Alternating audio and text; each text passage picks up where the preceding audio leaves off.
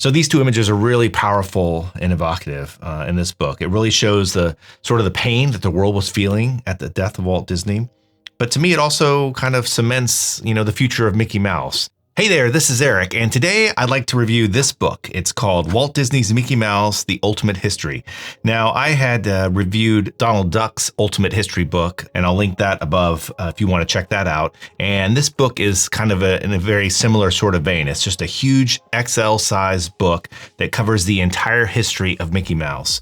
And I want to start off first with the dimensions, just to give you an idea of how big this is. So I got my tape measure here. It's about 11.5 inches wide and 15 by 16 inches long, and looks to be about 2.5 inches thick. So this is a massive book, and it comes in actually a couple different versions, a couple different sizes, and I'll link all of those below if you're interested in that. So this book originally came out in 2018, and it's by Disney historians David Gerstein and J.B. Kaufman. But as I said, this is the entire history of Mickey Mouse. We're talking the very early days where the initial kind of drawings were done up through all sorts of shorts and cartoons, comic strips, merchandising, moving into Disneyland, and then sort of kind of where we are now with video games and things like that.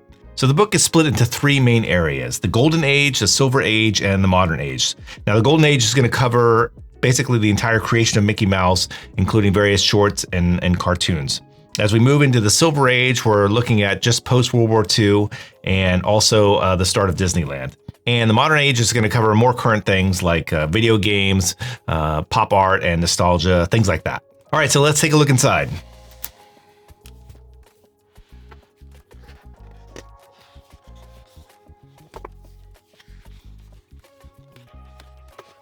First page I wanted to stop at here is on page 10, you have this 25th anniversary painting of Mickey Mouse done by John Hench. It was painted in 1953, and he just has a very confident, almost sort of, polished look to him. He's kind of really come into his own at this point. So as I mentioned, it starts with the Golden Age. And you see a lot of these early drawings of Mickey Mouse, some scripts, and some background images as well. And here you have in the upper left the first formal model sheet of Mickey Mouse, and this one was done in 1931. Just lots of great artwork, great posters, very rare images that you don't get to see other places. Here on page 167, it starts talking about the introduction of Technicolor, the use of it in the creation of Mickey Mouse. And it has a really interesting paragraph here that I wanted to mention regarding sort of the transformation that Mickey was going through at this point.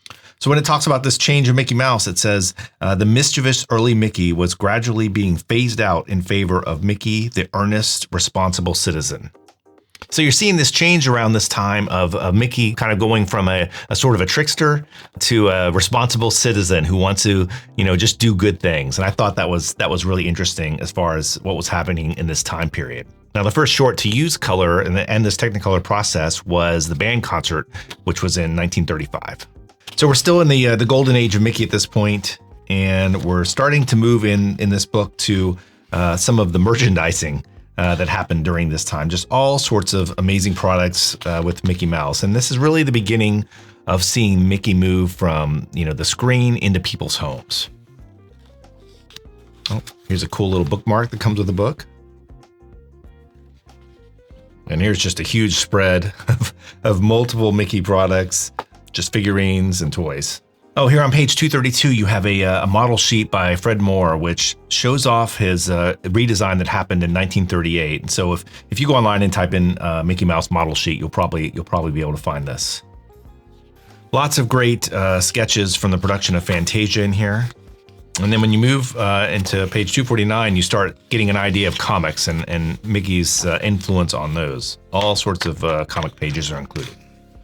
All right, so we're going to move into the Silver Age, and what I like about this age is it starts with a lot of the images that were used to support the war effort during World War II. It's kind of hard to find some of these online, but actually if you go to the Walt Disney Family Museum in San Francisco, they have a great display of some of those older art pieces. This one's kind of funny. It says, "Planes need gasoline. Share your car for your country." That's great. And then as you get into chapter 12, it has some great images showing the history of Mickey with Disneyland. And now we move into the modern age, and it starts with a couple of images that I think really are a defining moment in the history of Mickey. And that's these two images here from the death of Walt Disney back in 1966. So these are two really powerful and evocative images from this book. It really shows the pain that the world was feeling at the death of Walt Disney. You've got tears in the eyes of both of these for Mickey, and the one on the right kind of shows the whole world as Mickey Mouse in a way. So a lot of pain over the death of Walt Disney, but to me it also kind of cements Mickey Mouse. It's showing that he's going to continue on and have new adventures and exist even after the death of Walt Disney. Mickey Mouse is now a permanent part of American culture. Chapter 15 is titled 21st Century Mouse, and it kind of shows some Mickey Mouse adventures in video games and sort of more current media. Here you can kind of see the redesign for the characters that's featured in all the new cartoons. And it wraps up with another great painting of Mickey Mouse and Walt, also done by John Hench. All right, so there you go. That's about almost 500 pages of Mickey Mouse. To me, this is not the kind of book that you read cover to cover. This is a book that you get because you just want to have it near you. You want to be able to reference it whenever you'd like, learn a little bit about Mickey Mouse every time you open it, and get some new perspective or some new bit of history on, the character that's basically shaped pop culture as far as animation goes for the last almost 100 years. So it's an amazing book. As I mentioned, this is the XL version. They have some other sizes as well, which I'll link to below in case you're looking at picking one up. So that about wraps it up, but I have a question for you. What is your favorite Mickey Mouse animated short or feature film? I'm really curious about that, so write that in the comments below. I'd love to check it out. Take care.